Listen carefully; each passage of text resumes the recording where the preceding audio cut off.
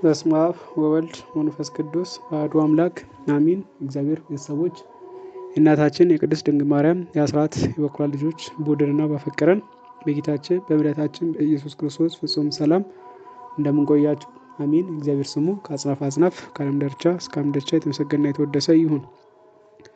እንደ እግዚአብሔር ፈቃድ ዛሬ የምነጋገረው ወንጌላውያን አራት የሆኑበትን ሚስጥር ነው። ጌታ ያው ወንጌላውያን አራት አድርጓቸዋል። በአራት ወገን የሰራው ብዙ ስራ አለና በዚያ መስሎ ለመናገር ነው። በዚያ ውስጥ ላይ ያው ስርዓተ ምድርን ተሰራ በስርዓተ ሰማይ እንደሚሉት በሰማይ ስርዓት ምድርም ተሰርቷል። ስለዚህ በሰማይ አራት ጸውርተ መንበር አሉ፣ ኪሩቤል ማለት ነው። መንበሩን የሚሸከሙ አራት አሉ። ስለዚህ በምድርም አራት ወንጌላውያን መስሏል። ሰማይ ዙፋኔን ምድር የእግሬ መረገጫ ናት ያለው ጌታችን በሰማይ የሚሸከሙ አራቱ አሉ፣ በምድር ደግሞ የሚሸከሙት ደግሞ አራቱ ይኖራሉ። እርግጥ መሸከም በዘፈቀደ ለመናገር እንጂ የሚገለጥባቸው መንገዱን ተሸክመው የሚታዩ የሚቀደሱ በጸጋ የሚያጥርባቸው ስለሆነ እንጂ መሸከም አይኖርባቸዋል።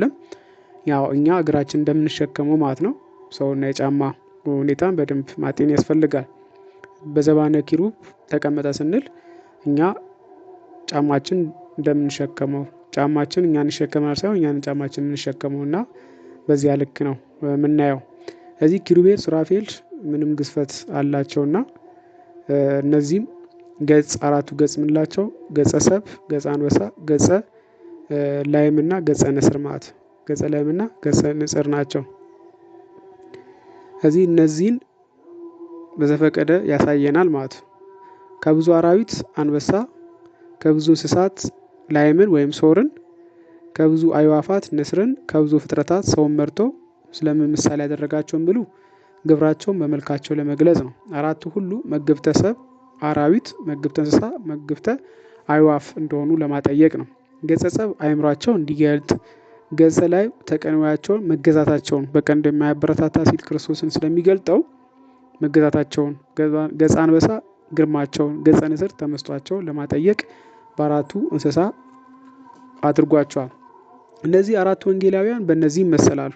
ቅዱስ ማቴዎስ በገጸ ሰብ ይመሰላል። ስለምን በገጸ ሰብ ተመሰለ ሲባል ወልደ ዳዊት ወልደ አብርሃም እያለ ምድራዊ ልደቱን ማተት ይጀምራል። ልደቱን ከሰው እንጂ ከመላእክት አይደለም፣ የአብርሃምን ዘር እንጂ የመላእክትን አይደለም ብሎ በዕብራውያን መልእክቱ ምዕራፍ 2 ቁጥር 16 ላይ እንደተናገረ እስመ አኮ እመላእክት ዘነሶ ለዘነሶ ዘእንበለ ዳይሙ እምዘራ አብርሃም ብሎ ይናገራል። የነሳው የአብርሃምን ዘር እንጂ የመላእክትን አይደለም ብሎ እንደሚናገረው እዚህ በገጸ ሰብ ቅዱስ ማቴዎስ መነገሩ ወልደ ዳዊት ወልደ አብርሃም እያለ ስለሚያነሳ ነው። ቅዱስ ማርቆስ በገጸ አንበሳ ይመስላል። ለምን በገጸ አንበሳ ተመሰለ ብንለው አንበሳ የሚኖረው ከሰው ርቆ በገዳም ነው፣ በምድረ በዳ ነው። ከዚያ ሆኖ ድምፁን ባሰማ ጊዜ እንስሳቶች ሁሉ ይደነግጣሉ፣ አራዊቶች ይደነግጣሉ፣ እንስሳቶች ይርዳሉ። ማርቆስም በምድረ በዳ የምትገኘው በግብጽ ወርዶ ቀዳሚው ለወንጌል እግዚእነ ኢየሱስ ክርስቶስ ብሎ ጀምሮ ባስተማረ ጊዜ ምእመናን ተገጽጾበታል፣ አጋንንት መናፍቃን ደንግጦበታል። ላይም ገጸ ላይም ያመልኩ ነበርና ዳግመኛ አንበሳ ለላይም ጌቷ ነው ይሰብራታል። ግብጽ ወርዶ አምልኮተ ጣዖትን በላም አማካኝ የተሰራውን ጣዖት ሰባብሮ አጠፍቶታልና ቅዱስ ማርቆስ በገጸ አንበሳ ይመሰላል። ከትምህርት ምድረ በዳነቷን ከዚህ ይናገራል። አንድም ደግሞ በምድረ በዳ የሚኖረውን ሰው ድምጽ ብሎ የመጥምቀ መለኮት ቅዱስ ዮሐንስን ታሪክ ይዞ ስለሚነሳ ነው። ቀድሞ ሙሴ አሮን፣ ኋላም ደግሞ ኤርሚያስ ወርዶ ቢያስተምሯት አልተጠመቀችም። ማን? ግብጽ። ፍጹም ጥቅሟ በማን ነው ብንል በማርቆስ ነውና ነው። ቅዱስ ሉቃስ በላይም ይመሰላል። አምጹ ላይመ መግዛ ወጥቡ እንብላ ወነትፈሳ ብሏል። የሰባ ፍሪዳ አምጥታችሁ ውረዱ በልተን ከሱ ጋር ደስ ይበለን እያለ የክርስቶስን መስዋዕትነት በፍሪዳ መስሎ ተናግሮታልና። አንድም ደግሞ ጌታችን መድኃኒታችን ኢየሱስ ክርስቶስ ልደቱ ጊዜ አህያና ላም በቤተልሔም ዋሻ እስትንፋሳቸውን እንደገበሩለት ይናገራል። ትንቢተ ኢሳይያስ ምዕራፍ 1 ቁጥር 3 ላይ የተነገረውን ትንቢት መፈጸሙን ያመላክታል። አህያ ጌታዋን ጋጣ አወቀች፣ እስራኤል ግን አላወቀም የሚለው ትንቢት መፈጸሙን የሚያስረዳ ነውና ነው። ዮሐንስ በንስር ይመሰላል። ንስር በእግሩ ይሽከረከራል፣ በክንፉ መጥቆ ይሄዳል። በሮ የት መግባት ይችላል? ገነት ይገባዋል። ከአካል ህልውና ጋር ተገልጦለት ዮሐንስም ላይ ሄዶ ሰማያዊ ነገር ጽፏል። በእግር እንደ ወንድሞቹ ተሽከርክሮ እንደ ወንድሞቹ ወለ ጓለሚያው ወረደ ሰማይ ብሎ ጽፏል። ከሰማይ ወረደ ቀዳሚው ቃል ውእቱ ቃል ብሎ መጽሐፍ ጀምሯልና ምድራዊን ሳይሆን ሰማያዊን ነገር ስለጻፈ በንስር ይመሰላል። አንድም አራቱ ሐዋርያት አራቱ ወንጌላውያን በአራቱ ወንዞች አፍላጋት ይመሰላሉ። ጤግሮስ ወይም ማርን ይፈሳል። ከእንቁ ከመነሻው ሲነሳ እንደ ማር ከገነት ከወረደ በኋላ እንደ ውሃ ይሄዳል። ርስትነቱ ጸውረ ነገር ነው። የሚቻላቸው ሰዎች ርስት ነው። መከራን የሚቀበሉ ሰዎች ርስት ነው ማለት ነው።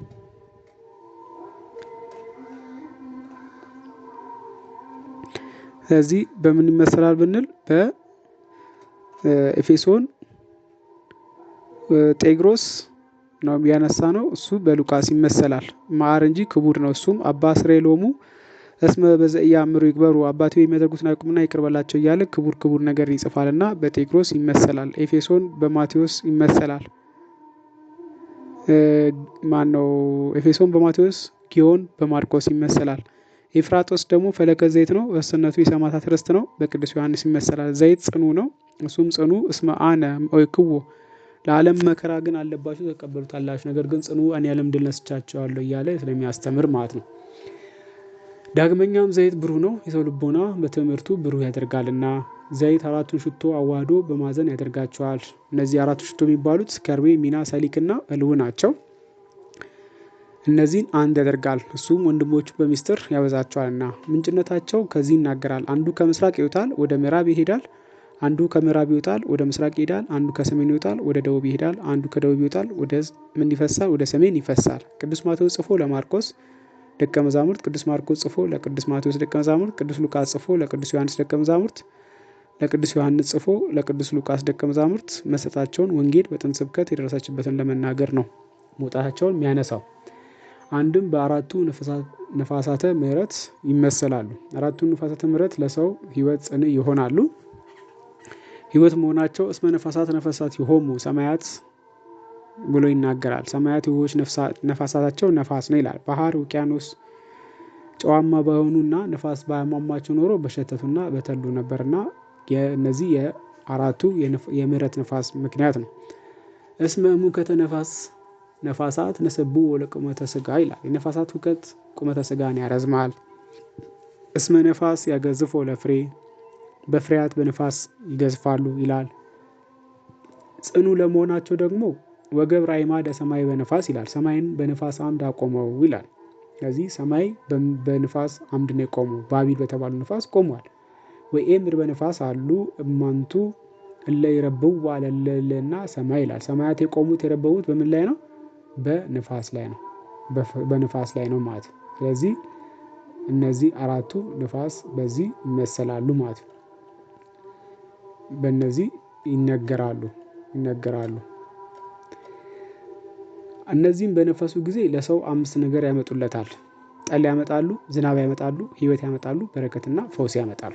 5ቱ ነገሮች ጠል፣ ዝናብ፣ ሕይወት፣ በረከትና ፈውስ ነው።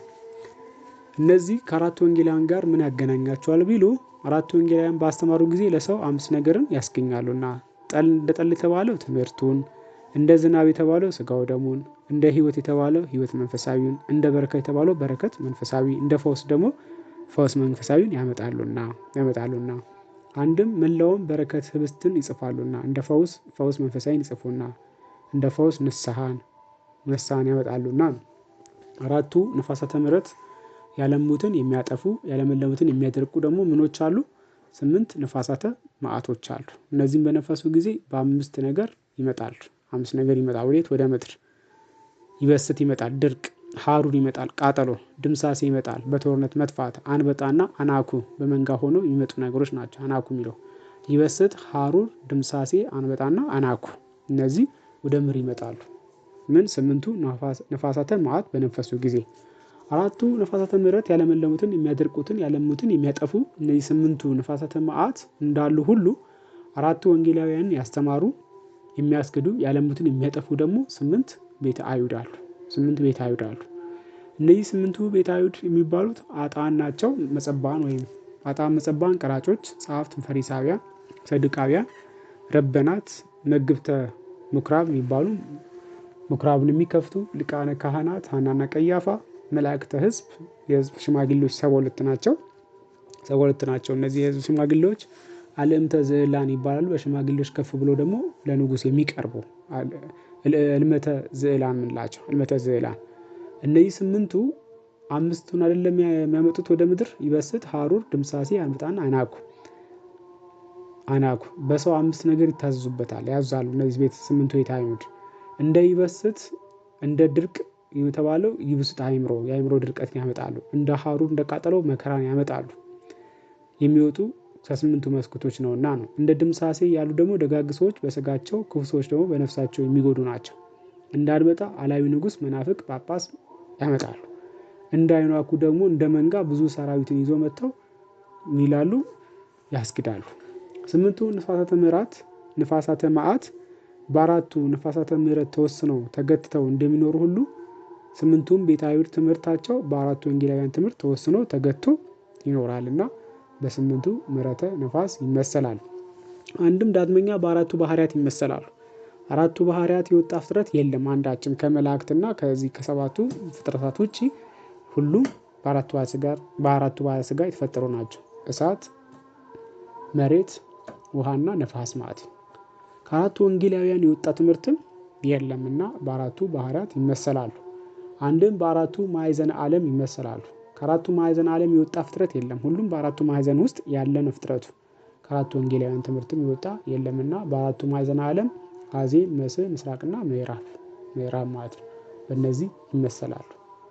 ዳግመኛም በአራቱ ከዋክብት ይመሰላሉ። አራቱ ከዋክብት የሚባሉት በመጽሐፍ ሄኖክ ላይ የተገለጡት ናቸው። 91 ቀን ከ15 ኬክሮስ ይደርሳቸዋል። አመቱን ለ4 ይካፈላሉ። መልመልኬል፣ ምልኬል፣ ምልኤልና ናሬል የተባሉ 4 ወቅቶችን የሚያደርሱ ናቸው። ፀሐይን ተከትለው ስጋዊ ምግብን የሚመግቡ ናቸው። 4 ወንጌላውያንም ዘመኑን ከ4 ተካፍለው ፀሐይ ጽድቅ ኢየሱስ ክርስቶስን ተከትለው መንፈሳዊ ምግብን ይመግባሉና በእነዚህ ይመሰላሉ። በአራቱ መግብተ ከዋክብት ማለት ነው። በአራቱ ከዋክብት ይመሰላሉ። መልመልኬል፣ ምልኬል፣ ምልኤልና ናሬል ማለት ነው። ናሬል አንድም ደግሞ በአራቱ ክፍላተ ዘመን ይመሰላሉ። አራቱ ወንጌላውያን ጸደይ፣ ክረምት፣ መጸው እና ሐጋይ ወይም በጋ የምንለው ነው። ጸደይ ወሩ የዘር ወቅት ነው።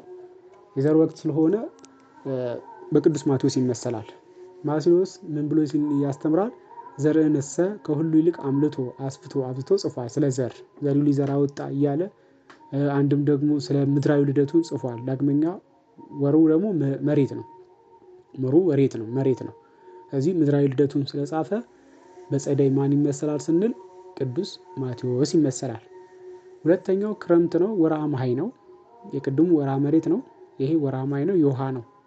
ቅዱስ ማርቆስም በምንድነው ለዚህ ተመሰለው ሲባል ይሄ ወርሃ መሃይ ነው፣ ክረምት ላይ ዝናብ ነው፣ መሬቱ ይለመልማል፣ ከሰማይ ደግሞ የሰማይ ቁራርቶች ተከፍተው ዝናብ ይመጣል። ዮሐንስም በዮሐንስ ጥምቀት ይጀምራል።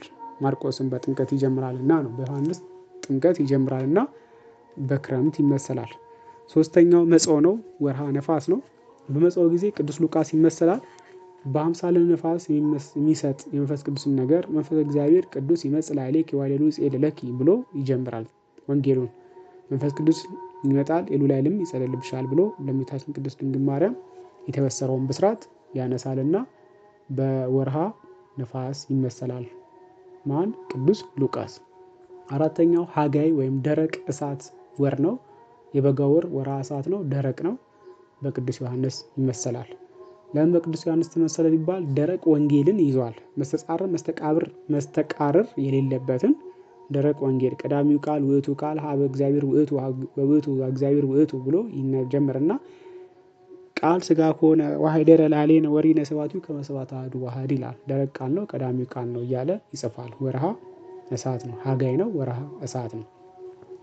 እዚህ ዮሐንስ በምን ይመሰላል ቢባል